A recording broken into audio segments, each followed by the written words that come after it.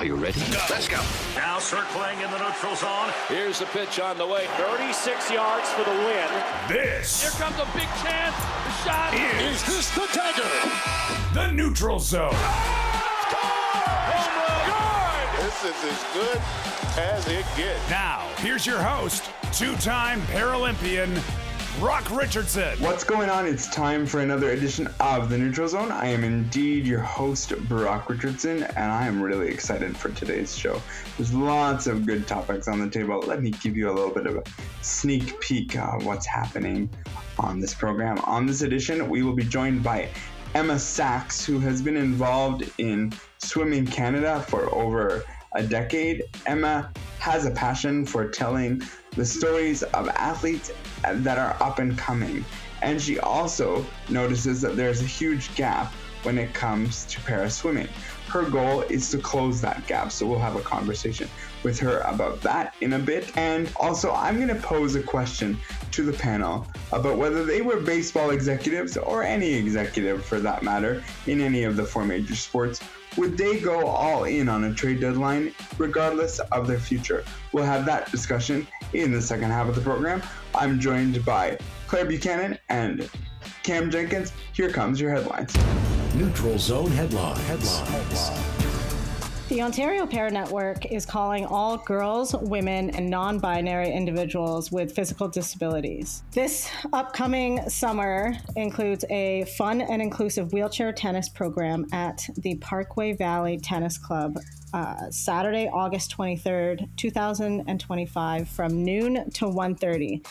Now, no experience is necessary and the equipment is going to be fully provided. So all you have to do is bring your excitement and your enthusiasm to build skills, confidence, and connect to the community on court. For more information, follow the Ontario Para Network on all of their social media platforms. The NHL and NHLPA have officially ratified a new 4-year CBA.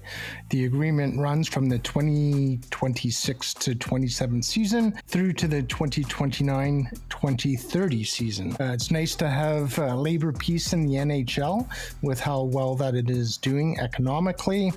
And one of the major things that I noticed were the length of the contracts. It went from, if you're with a team, 8 years to 7 years. But if you're with a team and you go to a different team, it's gone from 7 years to 6 years. So that's just one of the things that I noticed and kind of liked in the new CBA. And hopefully there's labor peace for the next 4 years. That seems a bit like the NBA model where you can sign for longer if you stay with your team versus moving on. I also like that.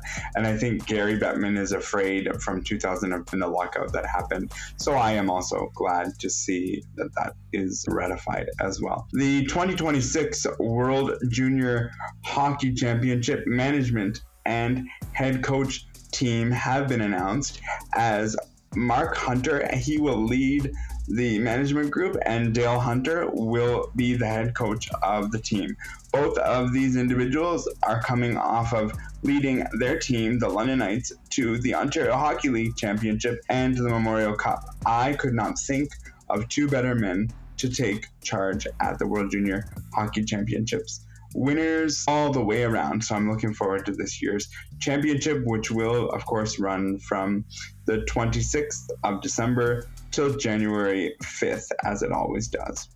Those are your headlines for this week. If you want to get a hold of us on social, here's how you can do that. And welcome back to the Neutral Zone broadcast booth. Play ball. We're set to get this bowl game underway. The first pitch is brought to you by Brock Richardson's X account at Neutral Zone BR. Pitch and a strike. Hey, gang, why not strike up a chat with Claire Buchanan from the Neutral Zone? Find her on X at Neutral Zone CB. There's a swing of the chopper out to second base, right at Claire as she picks up the ball, throws it over to the first base for a routine play. Out. And fans, there's nothing routine about connecting with Cam and Josh from the Neutral Zone at Neutral Zone Cam J and at J Watson 200. Now that's a winning combination.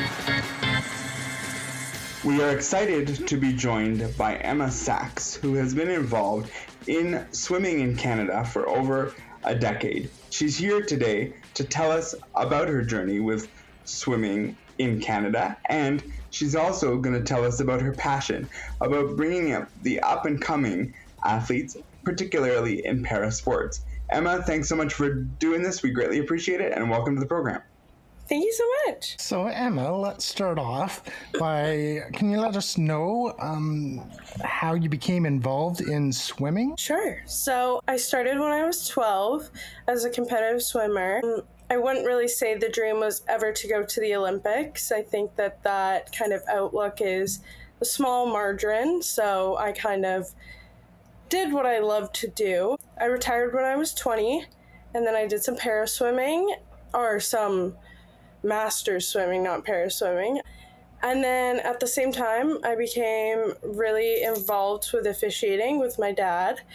And then that kind of changed into covering some of the Canadian swimming. Now, this is obviously our bread and butter over here, is covering parasports as well. And so just give us a little rundown of how you recently became involved in covering sport and putting more of a focus on the para side of it, and especially Canadian swimmers as well. I think through officiating, I did a lot of bigger meets, so like trials. I did a lot of meets where there was a small amount of para swimmers, and they became really comfortable with me. I'm very outgoing and very positive, so I think that really helped them to kind of warm up to me. And then through that, I kind of realized, wow, there is a huge lack of exposure and attention and awareness behind all of the para swimmers, not just some of the up and coming, but also really like our Paralympic swimmers. And through that, just talking with them and learning more about kind of their upbringing and their introduction into swimming, it made me realize, wow, this is something that can be really easily fixed. And then, since we're talking about para sports, can you tell us a little bit about some of the up and coming swimmers that you've noticed that we may not be aware of, or our listeners might not be aware of? There's a lot. There's definitely some that are, I would say, like hiding, that we haven't really gotten to see or really hear about that often. But the main ones I can think of, Alyssa Smythe, she's from Ontario. She's an S13. So she is visually impaired, kind of come up really out of nowhere. She was part of the Olympic program, and then because of her disability and the progression, she turned to the Paralympic side of swimming, and she is doing really, really well. She's 15. I actually know her dad. He's an official, so we chat quite a bit, but she's doing amazing things. She, at the trials just a month ago, set a Canadian record, and then yesterday just broke her own Canadian para record. She's still pretty young, but her future is looking really bright. Someone else would be Fernando Liu. He's from BC.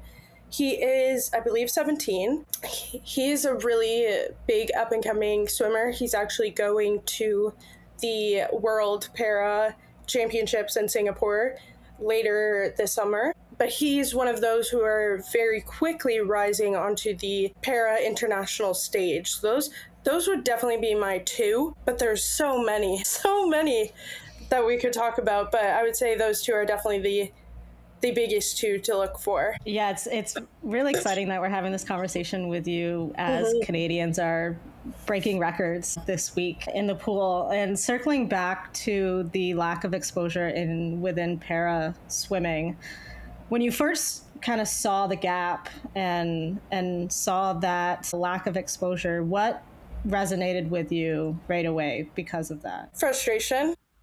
Yeah. I think as someone who's able-bodied, it is not easy to kind of look at a para swimmer and be like, oh my God, like they're like me, because I am abled. I have full function over all my limbs. I am pretty neurally able. But I think the biggest thing when I step back and look at, okay, why isn't this talked about? And why don't people pay more attention, not to just para swimming, but really para sports in general? And it's more than just a Canadian issue, which I found. It's a worldwide issue. I talked to a USA para swimmer who has been a part of the Paralympic program in the States, and she's like, no, this is an issue. Like, we know it's an issue, and it's just that. And I think when you step back and you look, it comes down to education, and it comes down to how people see para swimmers. And I think the education aspect can be changed. I think it's hard when you're watching races and going, wait, what does like an S13 mean? What does this mean? Wait, they're swimming backstroke, but she's not swimming backstroke. Like, I don't understand what's happening. That's one of the things that I tried really hard to do for the Paris Games, was I created as brief of a information sheet as I could, of just listing out the different classifications and what they mean, and what a tapper means, and what a strobe light means, and why all visually impaired swimmers wear blackened goggles, even if they are completely blind or marginally blind. So I think the overall education and understanding is lacking. And I think too, the visualization part from able-bodied swimmers. I mean, it's easy to wake up and go, I'm going to be like a Summer McIntosh. I'm going to be like an Ilya Karun, because you're able-bodied. And I think it's hard to wake up and go, oh my gosh, I'm going to be like a Nicholas Bennett, or I'm going to be like a Ali Van Wyksmart, because you don't have autism, or you don't have impaired limb function. So I think overall, it's much easier to kind of see yourself with people who look like you. And I remember when I first started following you on X, and then I started to see the tweets that you were putting out, and you were including like para. And I saw like your mission statement basically saying that you wanted to make sure that you include parasports because there was a need for that, or was kind of forgotten about. So first I want to say thank you very much on behalf of the parasports community that you're, an ally to us in doing this. And I think that's really going to help us to let other people know about that. Now, how else, because I know you're on X and other social medias, how else do you plan on kind of exposure of the para swimming moving forward? When I think about it, I think the main mission and what comes to my mind is noise. The more you talk about it, the more you shove para swimming in people's faces, the harder it is for them to look away. And I think one thing that I've talked to many para swimmers, I've talked to para coaches, one thing that I think is really important is Olympic program and Paralympic program, they will never be viewed as the same. And that's not a ableist mindset. That is a worldwide common knowledge mindset. They will never be the same. And I think the more you try to make them equal, the more people will appreciate it. And I think that the more you just talk and talk and talk and shove more stuff down people's throats, the easier it is for them to go, wow, okay, this is kind of cool. Because it is cool. It's really cool to sit and watch people with one limb, like Reed Maxwell, breaking Canadian records, and he was doing it at like 16. Like, that's insane. Or Nicholas Bennett, setting a world para record. And I think that one thing that makes it a bit easier is we have fantastic Olympic program swimmers. Like, we have Summer McIntosh, we have Kylie Mass, we have Ilya Karun. We have Olympic swimmers who have world records. We also have a Paralympic swimmer who has a world record. And I'm sure there are other countries like that, but I don't think it's a common thing to have an Olympic and a Paralympic swimmer both have world records. And I think the more you just talk and spew knowledge, the harder it is for people to turn a blind eye. And I think, too, as being someone who's privileged and who is able-bodied, I think having someone who is able-bodied saying, hey, look at what these people are doing, I think it makes it a lot easier for people to go, oh, wait, like, she understands and she's abled. So, and she makes it easy to understand the different classifications, the different rules, the different everything involved. I think it makes it a lot easier for people to kind of tune in. Yeah, I mean, we need to clone you and move you around to different, para sports and make you a champion of all sports. And I know you said it in that it's about more than one, but that's why, we do this weekly podcast. And I can tell you by honest and truthfulness, Cameron tagged us in a couple of your X posts and then sent a message to our entire group and said, we need to have Emma on the program with capital, everything in capital with need. So we did that quite promptly, and we're glad to have you on. When I was putting this together, I saw an article done on you, and one of the things that it said in this article is that you believe in discipline, and it's about the hard work you put in, and it's about telling yourself that simply you can do it. Why does this mean so much to you? Growing up, I have ADHD. I was diagnosed pretty young because I was really hyperactive. So I'm thankful for my parents who, first of all, went, holy, she's kind of bouncing off the walls. So I think from quite a young age, discipline and hard work was something that was really pushed on me, which is, I thank my parents, because I could tell you that I would not be sitting here talking about Canadian swimming, para swimming, finishing school without them saying, life is hard, but you need to put in work. But I think if no one is working on something that you want to change, don't wait. It's been at least 2 or 3 years of me going, wow, there's no para coverage, there's no university Canadian coverage, there is no up and coming, there's no masters, there's no, the list goes on. But I realized during the 2024 trials that, okay, let's tweet about it. And that went well. And then the Olympics and Paralympics came around, and I said, okay, I have nothing to do, so might as well. So I tweeted about it, and Devin Haru said, hey, follow her, she's awesome. Thanks, Devin, that was really helpful. And then I said, you know what, I don't know any 12-year-old that has X, so maybe I need to expand where I'm posting things. So I turned to Instagram, and that was a really smart move. A lot of kids have Instagram. And then I said, why am I continuing to wait for people to help me make this change? It's a change that people have been secretly asking for, but a change that is hard to do. And there's still things that I want to change before the next Olympic and Paralympic cycle.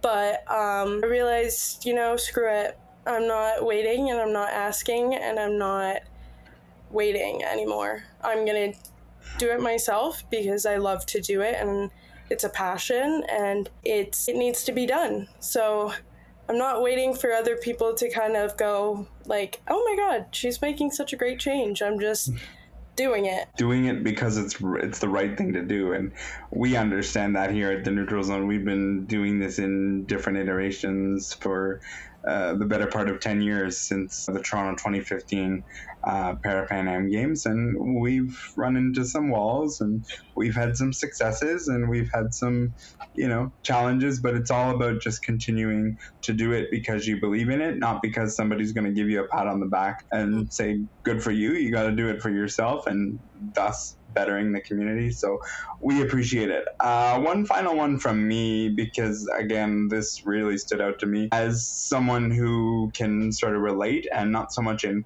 what you took, but what was said. You are now a registered nurse, which I found that was recent for you. So congratulations on that.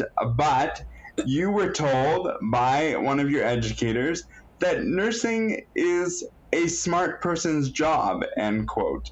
Tell me a little bit more about how you use that to your advantage. Because when I read it, I was like, wow, they still do that in 2025? This is not good. Yeah, I mean, education, I definitely had my highs and my lows. I really loved science growing up. I really loved the arts, not the like drawing aspect, but more like the drama and musical arts. And back in just before COVID, me and my friend had just finished our like pre-health program at my college. She said, "Oh, I'm applying for nursing." And I said, "Oh, yeah, I'll do it too," as a joke. I didn't think I was going to get in. It was a goal to get in and to complete, but I was like, it's hard. It's a hard program. It was hard. And I said, I'll apply. I got in. So that was the first major celebration. And then I worked really hard for 4 years. It's a 2-year program. So there was a lot of speed bumps, a lot of times where I was like, we're not going to make it. And that's going to be okay. We're going to change careers. That's going to be fine. But I had a support staff member when I was in grade 6 or 7, when I was getting tested for some education support for my ADHD, who said, look, there's going to be speed bumps. There's going to be things in the road that are going to prevent or deteriorate you from your goals. But you need to know that just because you have ADHD and just because you struggle with things doesn't mean it's not possible. And I gotta say, every time when I retook a class, retook a test, and I passed, I said, okay, he's right. And that's a voice that still chants really, really loud in my head. And then I finished up my program just this past December, which was a goal in itself to finally reach the end. And then I studied for 5-6 months for my license exam, and that in itself was not rewarding whatsoever. There was a lot of times where I was like, maybe I can't do this, even though I passed. And I just took my exam last Wednesday, and then I found out on the way to the pool that I passed, and then I celebrated by being at the pool, which I think is really full circle when I think about it. No, but it's the biggest life accomplishment. I don't think there will be anything bigger. Maybe getting married or having a child would be up there, but as someone who really thought that there was no real big career in store for me, seeing it happen, come true, and now I have a career is crazy in itself. So life is not supposed to be easy, and it's a lot harder for some people. But I think if you put labels and negative expectations on yourself, it makes life way harder than it should be. I really like that you and Devin Haru have connected and kind of shouted each other out, because he's been on our show a handful of times, and he's one of those true advocates for parasports, and the way he tells the stories as well is an art in its own. And yeah, congratulations on passing, but with seeing your passion for advocacy in parasports and swimming, it's just I can see you having a very successful and rewarding, also maybe career, telling those stories as well. Thank you. That's the goal. It's been an absolute pleasure having you on the program. I am so glad that we connected, because as I said early on in this conversation, we need more of you in more spaces. And I think it starts by one person going, why not me? And you've done that. and we appreciate it. Thank you so much for taking the time to do this. We greatly appreciate it, and I guarantee you this will not be the last time we'll be speaking. So we'll talk again soon. Thank you, and I hope not. Definitely not. That was Emma Sachs, who has been involved in swimming in general for a decade, and as we've just heard, she is quite the champion in para sports as well as traditional swimming. So we appreciated that conversation. Wow, that was a wonderful interview we just had with Emma Sachs. And I think the real interesting thing that I took away from it, and I'm curious of your thoughts as well, but the interesting thing that I took away from it was simple.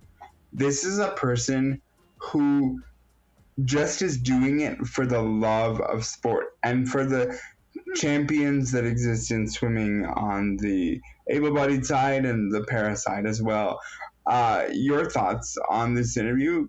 Cameron, this was your find, quite honestly, so I'll let you go first on this conversation.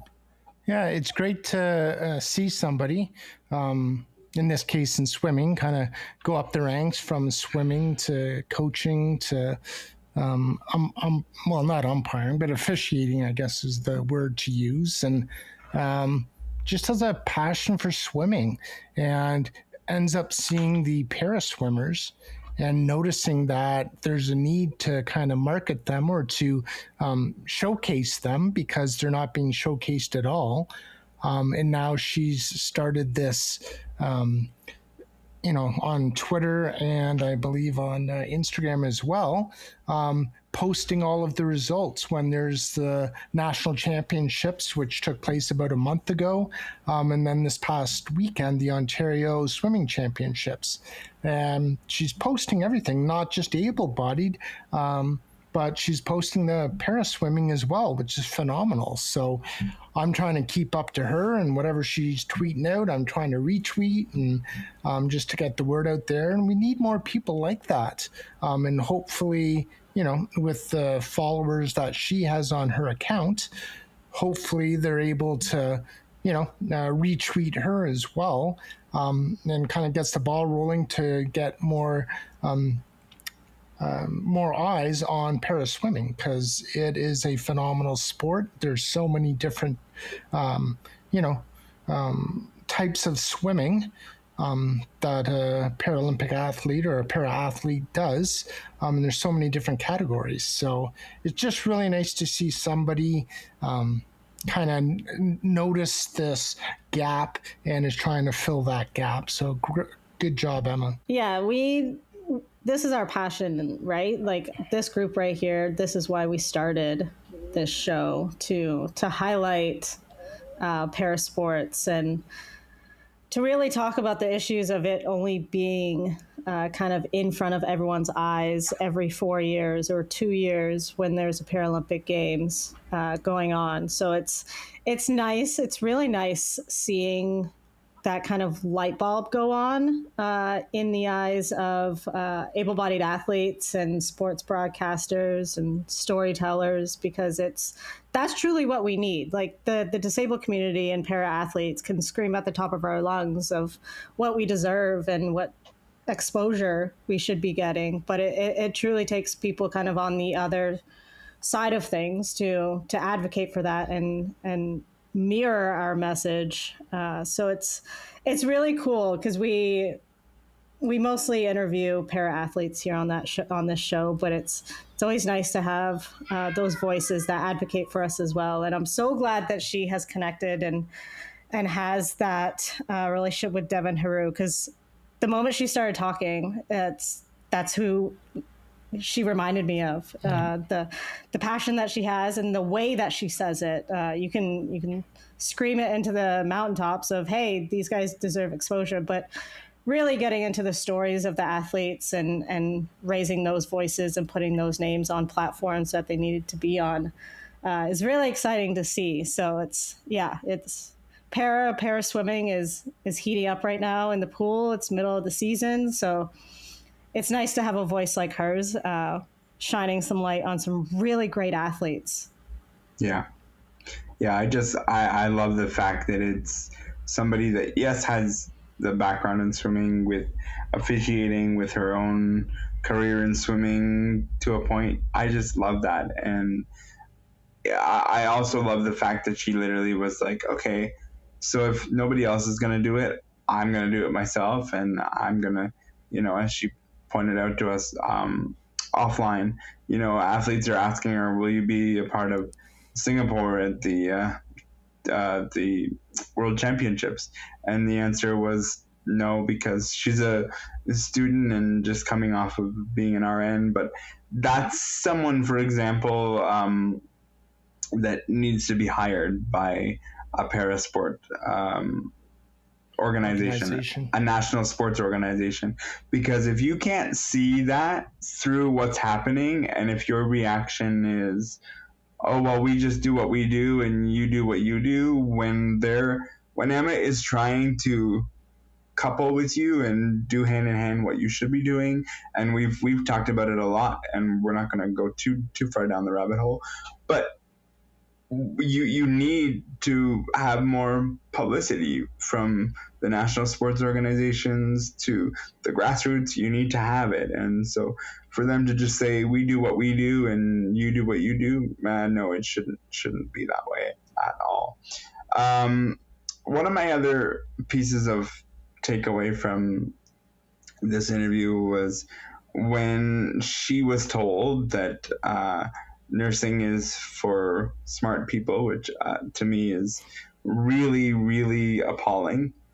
But we've talked about it on this program before, but I just want to pull on it one more time. When we as para-athletes get told no, because we do get told no often, does that sort of thing from educators who don't understand fuel our fire and just say, this is what makes us resilient, Clara? Absolutely. I have a similar experience in high school. I was at OFSA doing track and field and won multiple medals for my school at that meet, and came back, and all the able-bodied athletes got their athlete photo on the wall and all that stuff. And for some reason, it was a fight to get my photo on the wall. So it's just, it's hard to hear that that's still happening in 2025. And like, educators are telling athletes that you're not smart enough, you're not good enough, you should focus on something else. I can see how that will like light a fire underneath you. And look what she's done with it. She's checked all those boxes and then some. And like I told her, I can see her having a similar career in storytelling and covering swimming, just like Devin does. Yeah, absolutely. Like, your first reaction when somebody says you can't do something or you're not smart enough is basically how I interpreted it. Right away, you get your back up against the wall and say, screw you, I'm going to show you. And it's good that, she was able to do that. I remember she had said that, it was a 2-year course that took her 4 years. Well, you know what? Good for you for being resilient and doing it in 4 years. And, hopefully she had accommodations, and that's why she was able to do that, because yes, you do need to be smart in order to be a registered nurse. You have to have other qualities as well in order to be a registered nurse. Dealing with high stress situations, I think, would be another one of them. Like, being smart has something to do with it, but she damn well proved that she was smart enough. And she is, just by talking to her for the past 20 minutes or 30 minutes, however long it was. Obviously, she's intelligent enough, and good for her for being able to do it and being able to be a registered nurse. And you could tell by the look on her face how proud she was of herself, and she damn well should be. So a couple of things in my life that stand out.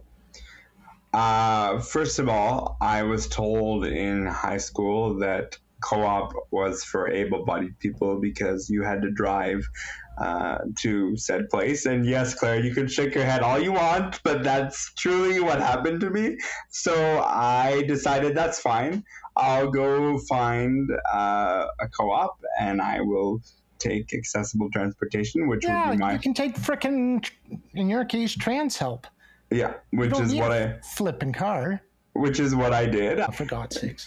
I did 2 co-ops at 2 different locations, and I went back to said teacher and I said, what do you have to say now? And they responded, nothing. I walked away with the most satisfied smile on my face.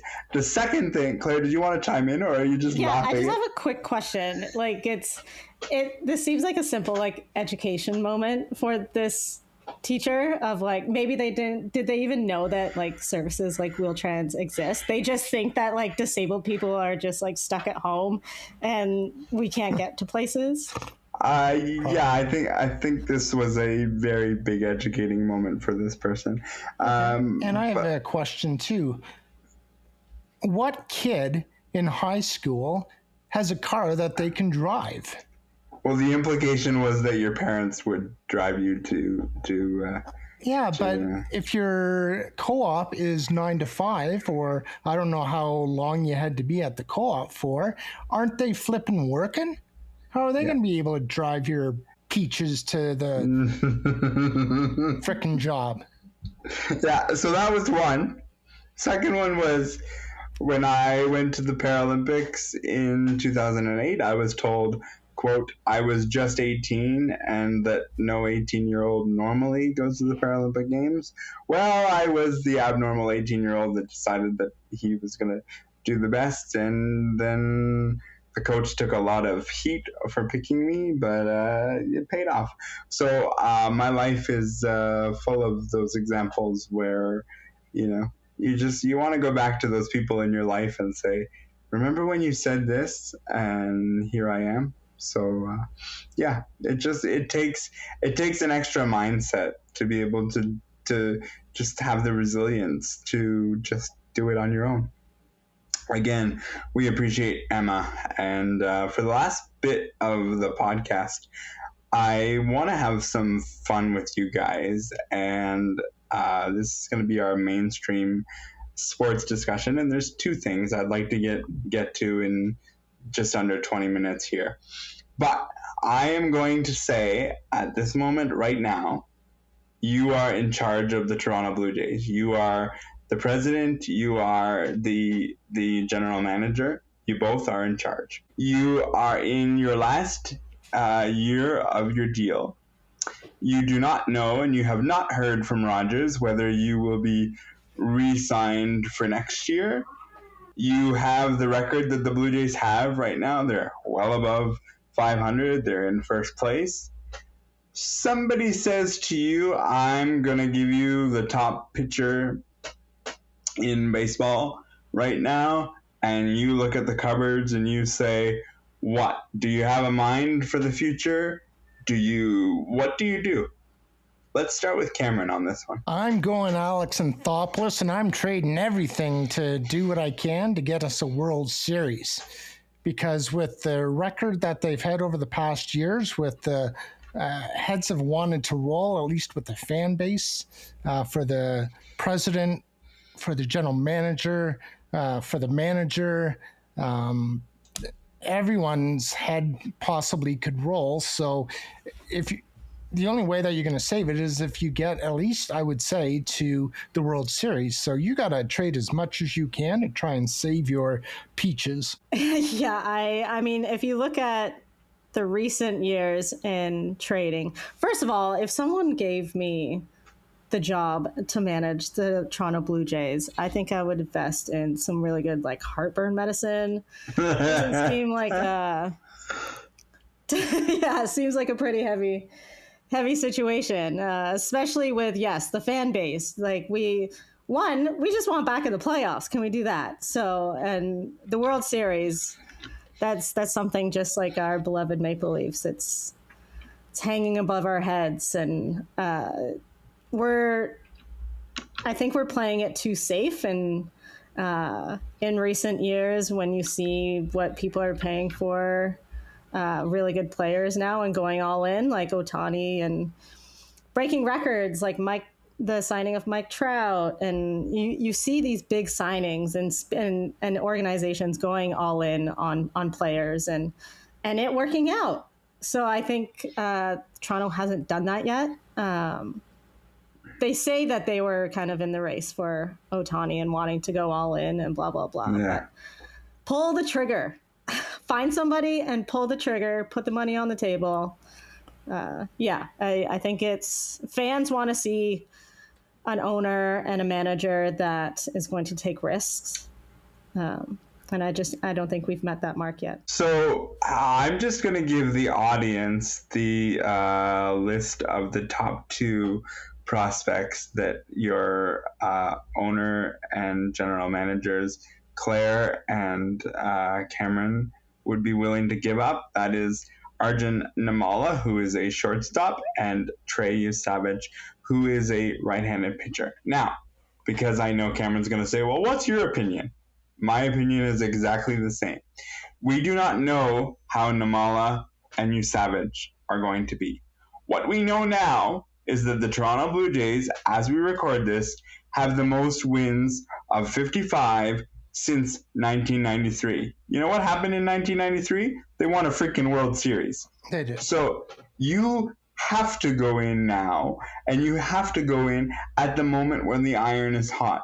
If this team does not bring in a couple of bullpen arms, maybe a starting pitcher, the couple of bullpen arms are the first priority. If they don't bring in a starting pitcher, I'm okay.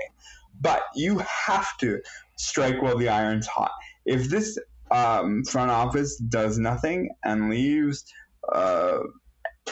everybody on the table for what it is, they may make the playoffs, but they have a chance to win a division, and they have not done that in a long time either. So you need to go in now, and you can't say, well, in 5-6 years we don't want to euchre, so we don't know what this organization is going to look like in 5-6 years. What I can tell you right now, Cameron, is 55 wins. That owes it to your organization to say, go. Yeah, that's tomorrow's problem as far as what we're going to do next year or whatever the case is. And how many times do we trade a star or a really good player and get players back that are actually meaningful or do something?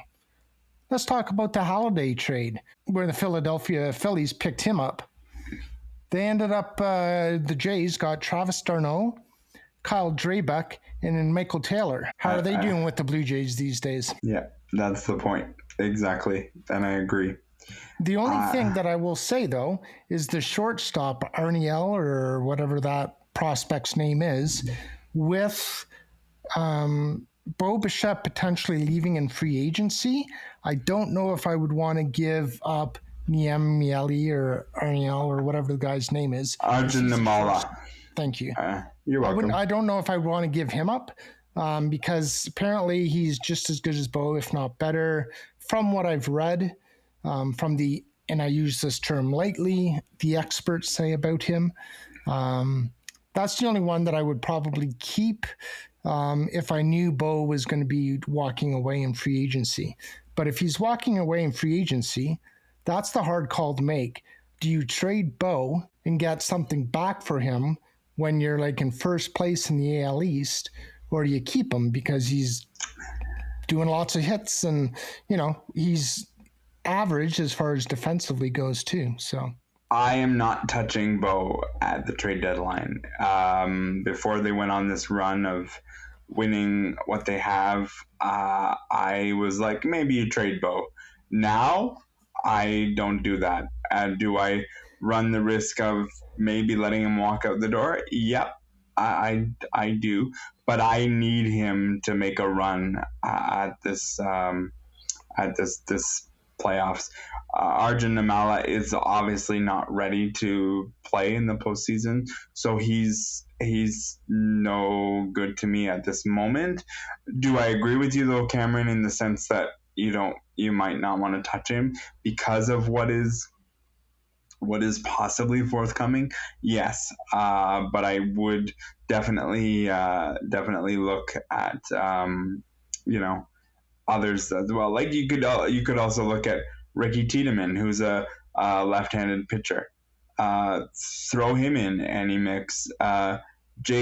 Jake Bass, throw him in any mix. Like both of those guys are pitchers. I don't know what they're going to be like. If somebody wants them and want to give us a rental player, have at it. Build this team and be better, because they've shown to you that they can beat the Yankees in 4 games, which if any of you told me that you thought this was going to happen the week of Canada Day, you're a bunch of liars. If that's what you thought was going to happen. And we're going to play them again in the week after the All-Star break. So to me, it's all in, push your chips in, but be careful with Nimmala, because you do see an emerging need quicker than others. Although I would say to you, the reason I would look at Arjun Nimmala is only if you could get somebody who has term. If you can get somebody who has term, and you can say, well, like we did with Varsho, where we signed Varsho and he was here for like 3 or 4 years. I was fine with that. You do that. But if you're going to get me a rental and only a rental, do not trade Nimmala. Like he's worth more than just a rental. But anybody else on the list, rental to make my team better for today, I'm all for it. So it seems like we're a united front on this part. For the second part and the final part of today's show, this goes back to the largest sale of a pro sports franchise, and that is the fact that the LA Lakers were sold for $10 billion to the guy who owns the Dodgers. So there was that. And I don't necessarily want you reacting to this, because obviously it's a whole lot of money. But if you had the money, which of the 4 major sports teams, aside from the one you cheer for, because that's an obvious answer, which of the 4 major sports teams would you like to buy if you had $10 billion that you could say, I'm going to buy X team? Claire, start with you. I think I'm going to be a little predictable here and invest in women's sports. I think I would put in another PWHL team in there. But yeah, I think I would stay Canadian as well. Of course, stay Canadian. I would invest. It would have to be a Canadian sport. I mean, a Canadian organization, a Canadian team. Don't really care what sport. Fair. Cameron? Now, are you looking for an actual team name? It can be from any sport. Any sport. You have $10 billion. You can buy any team aside from ones you cheer for. Which would you pick? So I can't buy the Leafs, so whatever. I would buy the Boston Bruins, Ottawa Senators, Montreal Canadiens. Oh, really? And another team who else? I don't know what's another team. Philadelphia. I'd buy those teams and I'd run them into the ground. I was just going to say, are you buying some of these teams out of vengeance? Damn straight I am. I love it. Anybody in the Atlantic Conference, I'd buy those teams and I'd drive them to the ground with terrible players, not even AHL players. I'd have ECHL players on those flipping teams. And then the Leafs would beat everybody. Fair enough. So you won't let me pick my Maple Leafs. I'll go the opposite strategy, pick the other ones and make them horrible. Make stupid rules, you get stupid answers. That's what I'm learning from Cameron, because he still wants his Leafs to do well. Yeah, I appreciate that. You're always good for a little bit of a chuckle there, Mr. Jenkins. I appreciate it. For me, I would be in the same neighborhood as Cameron. I would buy the Boston Red Sox. Why? Because they have one of the most iconic ballparks and stadiums in general. I would love to see be a part of that and just be a part of making that team even better than they already are, assuming that my Blue Jays are in a downturn year at the point that I make $10 billion to buy this team. But yeah, that would be my choice. But I let you off with saying you would pick a women's sport, which is cool because I actually expected you to say that. But if you were to pick an existing franchise out of any sport, who would you pick? I just keep thinking about Cam's answer. I love the vengeance angle. I would keep it Canadian. So I think I would invest in the Edmonton Oilers. Go all in on some more power for them to bring home a cup. Yeah. Well done. I thank you for playing my little fictitious game of giving you all $10 billion to buy a franchise. I will now take that money back because it doesn't exist for any of us. At least I don't think it does anyways. But yeah, I think it was just a little bit of fun, and I cannot believe the sale of the LA Lakers being $10 billion. That's insane. Lots of money to go around, lots of different places.